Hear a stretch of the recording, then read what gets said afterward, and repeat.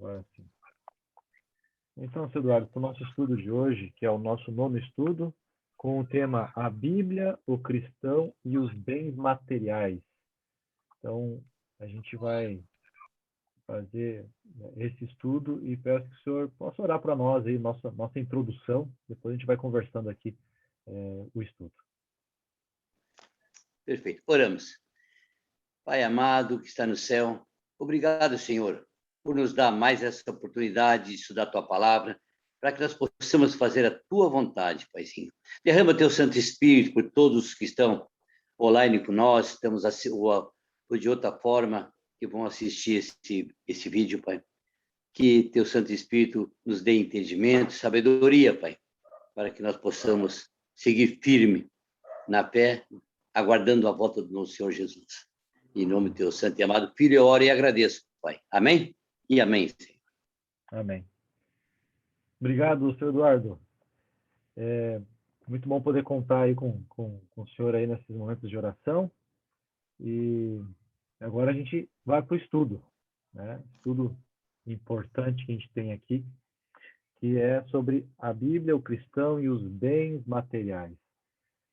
Será que é importante os bens materiais para o cristão? Será que a Bíblia fala algo ou nos dá alguma orientação a respeito desse assunto? Sobre isso que nós vamos falar essa noite, né? E a nossa primeira questão, o primeiro texto bíblico que nós vamos aqui verificar, eu vou compartilhar com vocês aqui o texto do estudo, e vamos juntos aqui acompanhar essa parte. Vamos lá. Muito bem. Então, aqui, na primeira pergunta, diz assim: que duas situações financeiras extremas podem ser muito perigosas na caminhada do cristão? Será que tem alguma coisa que a Bíblia fala a esse respeito? E nós temos o texto bíblico aqui de Provérbios, capítulo 30, versos 7 a 9. Deixa eu abrir aqui minha Bíblia. Dá uma olhada nesse texto. Provérbios, capítulo 30. Temos mais um amigo chegando agora aqui para o nosso estúdio. Deixa eu só autorizar a entrada dele. Ok. Então vamos lá. Provérbios, capítulo 30. Os versos 7 a 9. Diz assim: duas coisas te peço, não mas negues antes que eu morra. Afasta de mim a falsidade e a mentira. Não me des nem a pobreza, nem a riqueza. Dá-me o pão que me for necessário, para não suceder que, estando eu farto, te negue e diga: quem é o Senhor? Ou que empobrecido venha furtar e profane o nome de Deus. Então, a Bíblia, aqui são palavras de Salomão, falando da sua preocupação em não se deparar com duas situações extremas. E é bem interessante que Salomão foi um rei muito sábio, e ele faz esse pedido para Deus, nessa declaração desse texto. E aqui diz as duas situações financeiras extremas. Quais são elas? Deixa eu marcar aqui para vocês. Deixa eu aumentar de novo.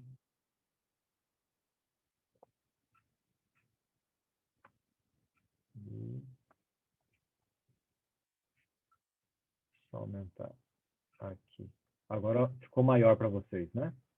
Vamos lá. As duas coisas que a gente deve evitar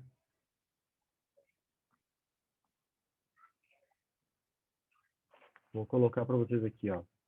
O extremo, extrema pobreza e riqueza. É pecado ser pobre? Não, não é pecado. É pecado ter dinheiro, ser rico? Também não é pecado.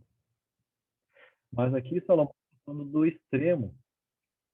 Ele está falando realmente do problema da pessoa cometer loucuras por ter uma dessas duas situações, ou pobreza, e vir aí roubar, profanar o nome de Deus, né? E também a riqueza, que pode a pessoa esnobar, né? Ignorar ali o amor ao próximo, ter o amor ao dinheiro. Não há problema em ser rico nem ser pobre. O problema é esse extremo em que a pessoa esquece ou não tem as condições ali para honrar o nome de Deus. Isso é um problema, né? Mas se a Bíblia traz essa afirmação de evitar, né, situações financeiras extremas que podem ser perigosas, então que conselho, agora vem a segunda questão, que conselho dá a Bíblia para uma correta administração financeira? E também o livro de Provérbios nos ajuda. No capítulo 3, verso 9. Vamos ver ali, Provérbios, já estamos no livro de Provérbios, capítulo 3, e agora o verso 9. Diz assim: honra ao Senhor com os teus bens e com as primícias de toda a tua renda. Então, nessa pergunta aqui, é para a gente marcar o que é correto. E aqui a gente pode marcar fazer investimentos de baixo risco de atividade, será que é isso aqui? Ou honrar ao Senhor com os nossos recursos. De acordo com o verso bíblico, a preocupação está ligada em honrar. Deixa eu marcar aqui o nosso. Então, aqui, honrar. Então, essa é a parte correta. Tá? A gente deve honrar ao Senhor com os nossos recursos. Bom, vamos em frente. O que mais?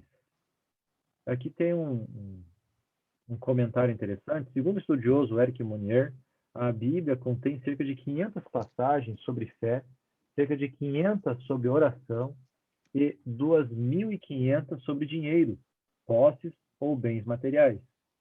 Mesmo a Bíblia, sendo um livro essencialmente espiritual, demonstra grande importância para o cuidado correto das finanças. Então, quanta citação a Bíblia traz? Fala sobre fé, sobre oração, 500 vezes cada uma. Mas quando mexe com dinheiro e posses, bens materiais, 2.500 é uma soma muito grande, né, de citações. Por que a Bíblia se preocupou tanto? Será que é porque as pessoas ficariam tão obcecadas em buscar o dinheiro, necessitar do dinheiro, tamanha força que pudesse substituir a presença de Deus, ou deixar de honrar a Deus porque está buscando essas coisas? Isso é uma coisa para a gente pensar e deixar no ar aqui, para a gente refletir.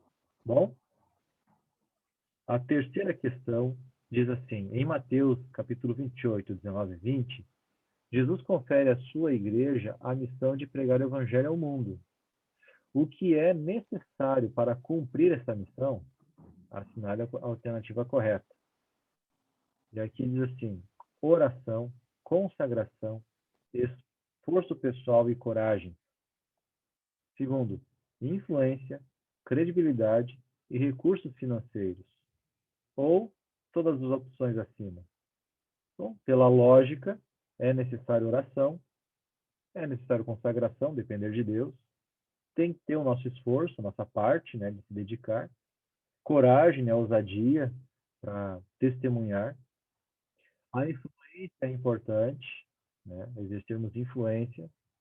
Temos que ter um bom testemunho, uma credibilidade junto, né, à cidade, ao bairro, ao mercado, enfim. E, é claro, para espalhar a mensagem, você precisa de recursos financeiros para fazer isso. Estudos, Bíblia, são pessoas que são enviadas para pregar o evangelho, que vão depender, sim, de recursos financeiros para isso. Tá? Então, aqui a gente marca todas as opções acima, tá? Para cumprir a missão. Para a igreja cumprir a missão, todas as opções. Agora, a quarta questão. No Antigo Testamento, como a obra de Deus era mantida? Aqui tem um texto, Malaquias capítulo 3, versos 8 a 10, eu vou ler para vocês. que é um texto muito importante também do estudo que a gente está fazendo. Malaquias é o último livro do Antigo Testamento. Reforçando aqui que o Antigo Testamento ele tem 39 livrinhos. A Bíblia era um complexo de vários livros, tem 66 livros a Bíblia. 39 no Antigo Testamento e 27 no Novo. E o 39º livro é o livro de Malaquias, que é o último do Antigo Testamento. E ali no capítulo 3, dos versos 8 a 10, diz assim: Roubará o homem a Deus? Todavia vós me roubais e dizeis: em que te roubamos? Nos dízimos e nas ofertas. Com maldição sois amaldiçoados, porque a mim me roubais, vós, a nação toda. E aqui o verso 10 dá a resposta que a gente precisa.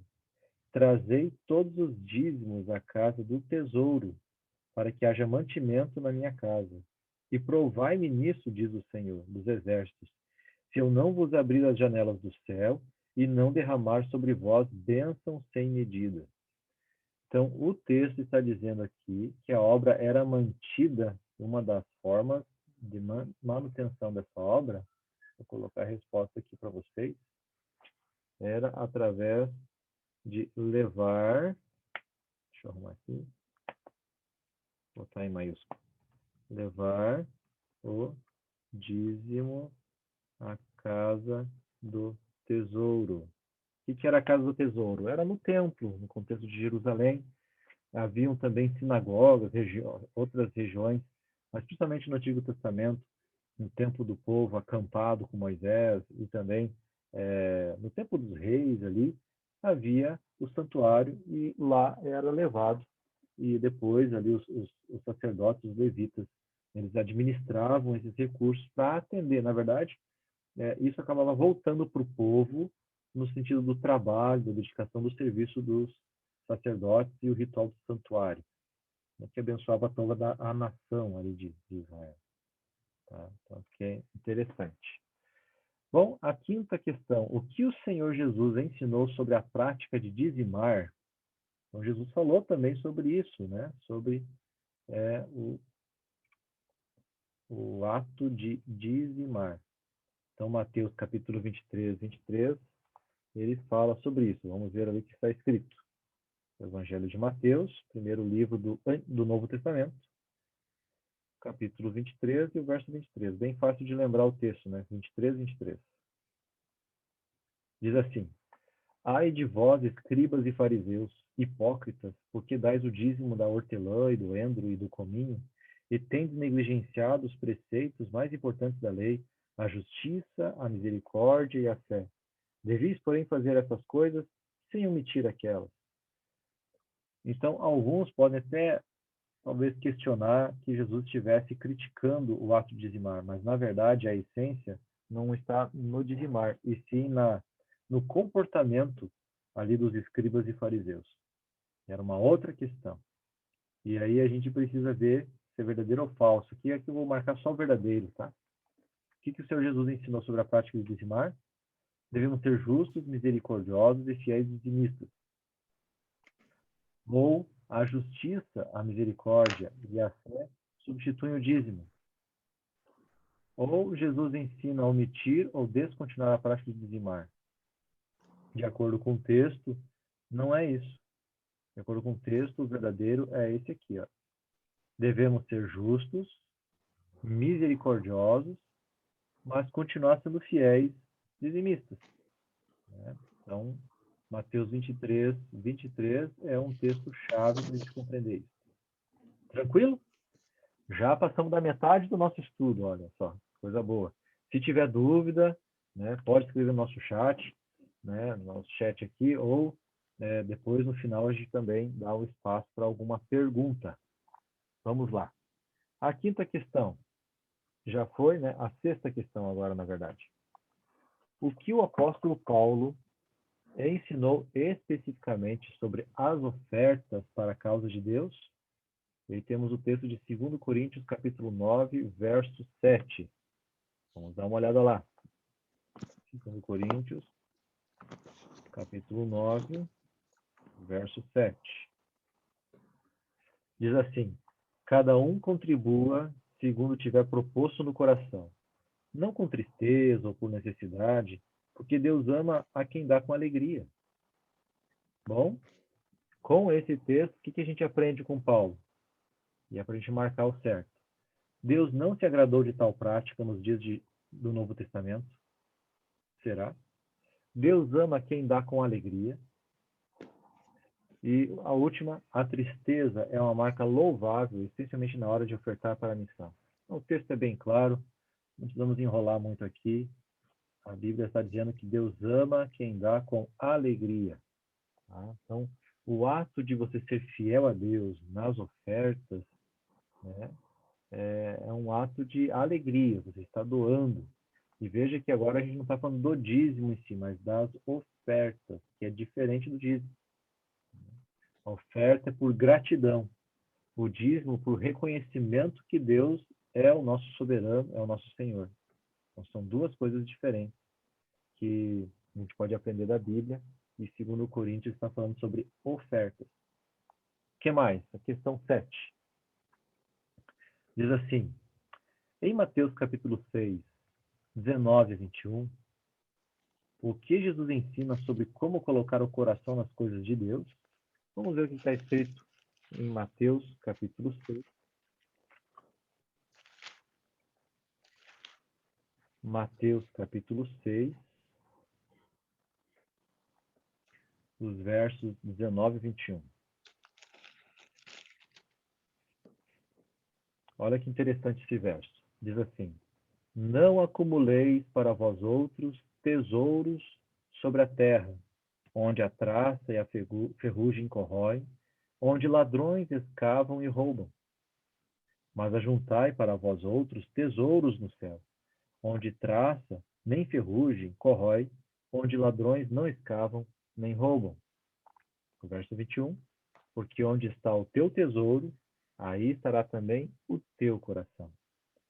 De acordo com esse verso, podemos afirmar que trabalhar para ser dono de muitas propriedades, ajudar a ter o coração no céu.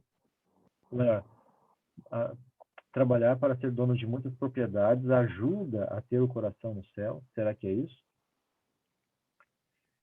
Investir recursos na missão ajuda a ter o coração nas coisas do céu. Jesus ensinou que não existe relação entre tesouro, posses e o coração. Então, aqui, o texto bíblico está apelando a gente focar nas coisas do céu, nas coisas de Jesus, né? Nas coisas de Deus. Então, lá, a ferrugem, a traça não pode pegar. Então, claro, a gente tem que investir recursos na missão, só que a gente não compra o céu com o dinheiro. Mesmo que a gente seja fiel, e devemos ser fiéis nos dízimos e ofertas, mas investir os recursos da missão ajuda a ter o coração nas coisas do céu, pode até ser, tá? Mas isso não compra o céu. Trabalhar para ser dono de muitas propriedades ajuda a ter o coração no céu? Esse aqui não. Esse aqui, numa aplicação mais geral, eu poderia dizer assim que talvez. Jesus ensinou que não existe relação entre tesouro, posses e o coração. Na verdade, ele ensinou que aonde a gente coloca o nosso tesouro é o coração.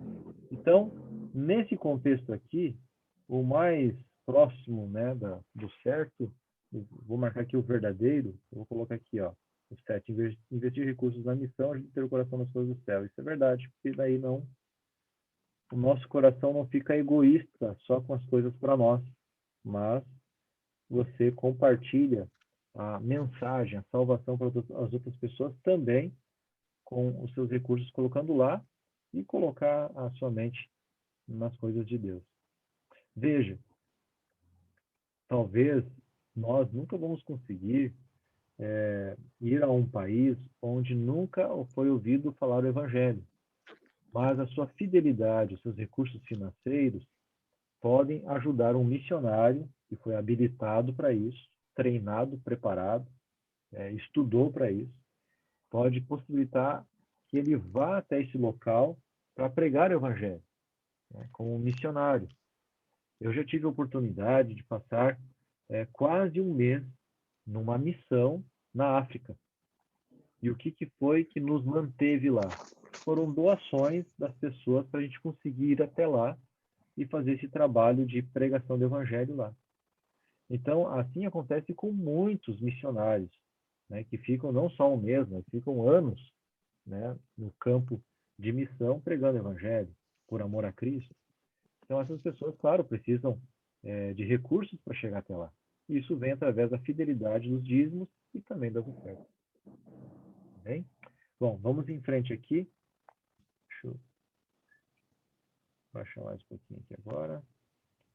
A oitava questão e última questão. Depois tem aqui uma série de trechos que eu vou ler com vocês, mas vamos aqui à oitava questão. Que promessa Jesus faz àqueles que priorizam as coisas do reino de Deus? Mateus capítulo 6, verso 33. Esse texto é fantástico, eu gosto dele. Vamos ver esse texto. Mateus capítulo 6, verso 33. Olha o que diz aqui. Buscai, pois, em primeiro lugar, o reino de Deus e a sua justiça, e todas essas coisas vos serão acrescentadas. Então, olha que interessante. Buscar Deus em primeiro lugar faz com que as coisas sejam acrescentadas. Então, que promessa Jesus faz àqueles que priorizam as coisas do reino de Deus? Então, eu vou responder aqui, vocês também enxerguem. Então, aqueles que buscam as coisas do reino de Deus, Deus vai cuidar de tudo o que precisarmos. Deus vai cuidar de tudo o que precisarmos, ou que precisamos. Vamos botar aqui, precisamos. Deus vai cuidar de tudo do que precisamos, do que iremos precisar, enfim. Deus vai nos sustentar. Acho que vamos diminuir essa resposta aqui para facilitar quem vai acompanhar aqui. Ó. Deus vai nos sustentar. Ok? Porque a Bíblia diz que quem busca o reino de Deus em primeiro lugar, Deus, né, vai suprir todas as coisas. Né? Então, a gente não precisa se preocupar, precisamos confiar, na verdade. Ok? Aqui uma explicação. A renda é composta de tudo aquilo que se ganha. Salário fixo, mesadas, ajudas ocasionais, presentes, etc. Então, o princípio bíblico sobre renda. Aqui, eu não vou ler todos esses textos, tá ok? Mas vou mencionar aqui. Então, de acordo com Gênesis capítulo 3, verso 19, deve ser obtida do trabalho, né? Não de apostas, né? Enfim, mas é do trabalho. Suor do teu rosto ganharás o teu pão, está lá em Gênesis 3:19. A questão 2. Não deve ser proveniente de roubo, fraude, extorsão, suborno ou sonegação. Aqui, esses vários textos estão falando sobre o dinheiro justo, né? Terceiro, deve-se reconhecer que Deus é a fonte primeira de nossa renda. Então, Deus em primeiro lugar, né? Se Deus não estiver em primeiro lugar, em vão a gente trabalha. Ok? Deus deve ser a fonte. Muito bem. E a renda deve ser usada em 3 frentes amplas. Olha só que interessante. Né? Pelo menos a gente pode trabalhar aqui o que a Bíblia ensina. Quais são essas 3 frentes amplas? Então, agora eu vou diminuir um pouquinho só a nossa tela para conseguirmos enquadrar aqui a explicação. Aqui. Então, quais são as 3 frentes? Deus, primeira parte, Deus, primeira coluna. Em primeiro lugar, a causa de Deus. Todos, tanto os ricos quanto pobres, são convocados a separarem um percentual de suas rendas para a missão de pregar o Evangelho ao mundo. Jamais se usa aquilo que Deus especificou para a sua causa para qualquer outra finalidade, ainda que legítima como causas sociais e pobres. Também o adorador não está livre para administrar esse recurso como melhor lhe parecer. Tal recurso deve ser entregue na igreja, à casa do tesouro, como ato de adoração. A Bíblia especifica o dízimo como 10% da renda e deixa o cristão livre para determinar não se vai ofertar, mas quanto irá ofertar. Entendem? Então aqui está dizendo a respeito de dízimo e oferta. Tá? Então o dízimo, a própria palavra dízimo já diz a 10ª parte, né? O significado dessa palavra dízimo é 10%. Então se eu ganho um salário vamos usar uma conta fácil, tá? Salário de R$1.000, nesse salário de R$1.000, 10% é o dízimo, isto é, R$100 é o dízimo. E a oferta, eu posso combinar com Deus qual é a porcentagem dela. Pode ser 10% também? Pode. Pode ser 5%? Pode. Pode ser 3%? Pode. 2%? Pode. 0,5%? Pode. Mas desde que seja sincero de coração, de acordo com a gratidão do seu coração, tá? E que seja com alegria, tá? Mas é bom planejar, né, um plano, um pacto com Deus, né? Que a gente fala oferta, a gente fala também o pacto, né, com Deus para entregar na igreja, na casa de oração. Ok? O segundo foco dos recursos, então, em segundo lugar, as necessidades reais da família. Então, aqui Provérbios e Salmos fala desse cuidado que a gente tem que ter. Veja que esses 3 pontos aqui que a gente está vendo, queridos, tem a ver com os recursos que nós temos em mãos. Deus, nós já falamos, tem que entregar o dízimo e a oferta, tá? Agora vamos para a segunda parte, que é a família. E aqui, então, está falando alimentação, moradia, vestuário, educação, saúde, recreação. Cuidado especial deve ser dado a essa parte. Por vivermos em um mundo orientado para o consumismo, a sociedade está cheia de equívocos, tolices e ilusões. Isso leva muitos a criar necessidades imaginárias. E então acabam gastando o que não têm, com coisas que não precisam, resultando em desequilíbrio financeiro. Sem planejamento e orçamento familiar, as despesas irão aumentar, sempre sendo fácil gastar o que se ganha, e até mais procurando atender aos intermináveis apelos de um coração e mente sedentos por posses, poder e prazer.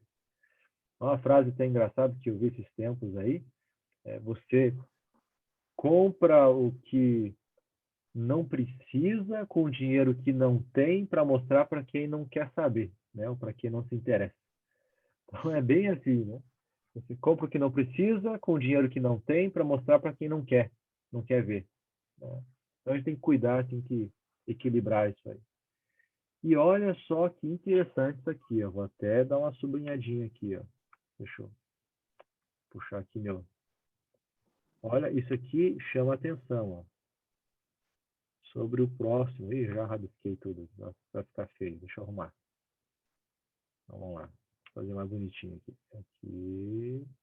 Assim. Agora sim. Muito bem. Olha que interessante. Em terceiro lugar, parte do que se ganha deve ser destinado ao bem dos semelhantes. Provérbios 19 e 17 fala sobre isso. Após entregar dízimos e ofertas na igreja, e depois de suprir as necessidades da família, é plano de Deus que pratiquemos atos de misericórdia a fim de desenvolver a natureza amorosa à semelhança de Jesus Cristo. É aceitável entregar essa parte destinada aos pobres, também na igreja, e deixar que essa direcione segundo as necessidades locais, regionais ou mundiais. Então, essa parte aqui, querido, a gente entregou os dízimos, entregamos as ofertas, organizamos a finança da família. Você precisa ajudar os pobres, as necessidades das pessoas. Então, doação de alimento, né? Você doar, né, para alguém alguma coisa. A própria igreja tem um trabalho, um ministério, no caso da Igreja Adventista, que se chama ASA, que é a Assistência Solidária Adventista, que tem o foco nisso aí. Então, queridos, vocês podem, né, organizar sua vida financeira de tal forma que também possam ajudar os pobres. Tá? Isso é muito importante, né? A gente desenvolver. Uma coisa que em casa a gente tem trabalhado aqui com as nossas meninas e tal, é realmente se organizar para ajudar. Então, no carro, a gente não anda com dinheiro no carro quase, né? As pessoas, todo mundo usando muito cartão e tal, acaba não usando e até nem sacando dinheiro quase. E então é muito difícil ter uma moedinha, coisa assim. Tem gente que se organiza e separa de propósito umas moedinhas para deixar já no carro para entregar para quem tiver com necessidade lá. Em casa aqui a gente acabou tomando a decisão de comprar, né, alguns alimentos e deixar no carro. E aí quando se depara com alguém num semáforo e tal, que vem pedir ali alguma ajuda, a gente entrega ali um macarrão, entrega algum alimento para aquela pessoa. E foi uma forma que a gente também viu. E sem falar que o envolvimento nosso como igreja também tem o foco de ajudar outros, né, famílias, inclusive.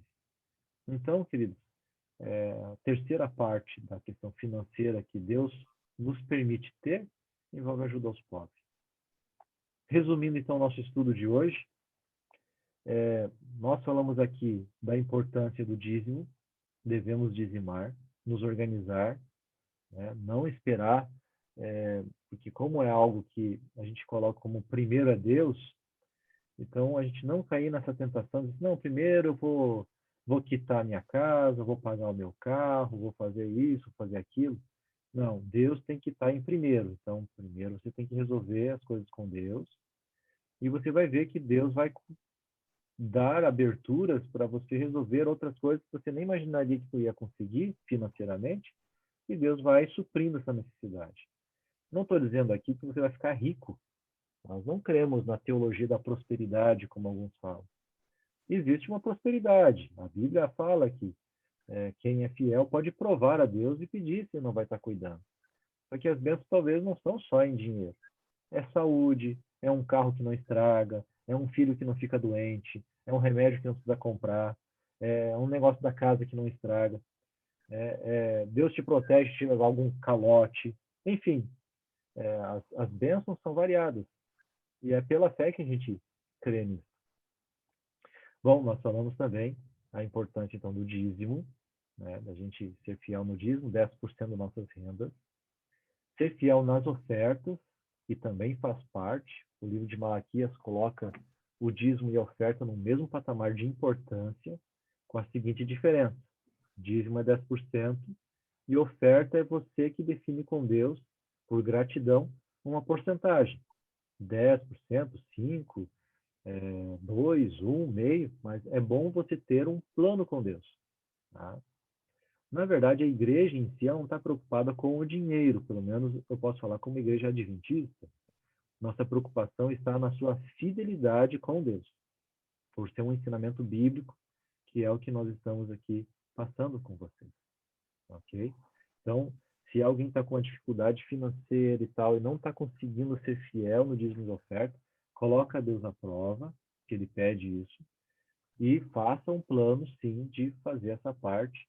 Então, se você tem uma conta lá, uns R$ 500, ou R$ 600 em dívidas, você vai ter que somar o seu dízimo, essa parte, e depois você vê as suas contas.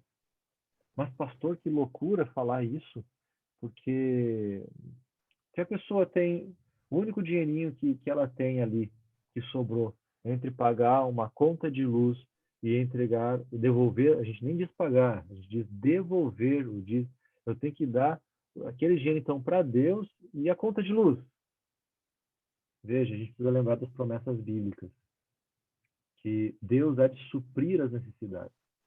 Então, se eu coloco Deus em primeiro lugar, creia, entregue aquilo que é de Deus, não roube a Ele. Né? E Deus vai te dar sabedoria, você vai conseguir sim administrar essa questão das contas. Pode crer. Tá? Para aquele que já está afundado em dívida, vou ser bem sincero, se já está todo bagunçado com dívida, começa a acertar com Deus e você vai perceber que as coisas vão se ajustar também. Faça a prova. Deus ele não é um Deus de brincadeira. Ele é um Deus real. Ele não vai desamparar você como seu filho. Tá bem? Bom, queridos, alguma pergunta, pelo menos de nós que estamos aqui? Não sei se alguém escreveu alguma coisa no chat. Ou está tudo certo, tudo tranquilo? Tá bem. Então tá bom. Então tá bom. Tudo tranquilo, beleza. A Fabiana Jardim, a Yolanda, tudo certo aí também? Vamos crer que está tudo ok. Mas eu estou à disposição, tá? Se tiver alguma dúvida, inclusive lá pelo WhatsApp, né? Se alguém quiser perguntar alguma coisa e tal, alguma dúvida que tiver, pode entrar lá no meu telefone no particular que eu, dentro do possível, sempre estarei respondendo. Tá ok? Eu tenho então aqui a pergunta final, na verdade, de compromisso. É o seu desejo.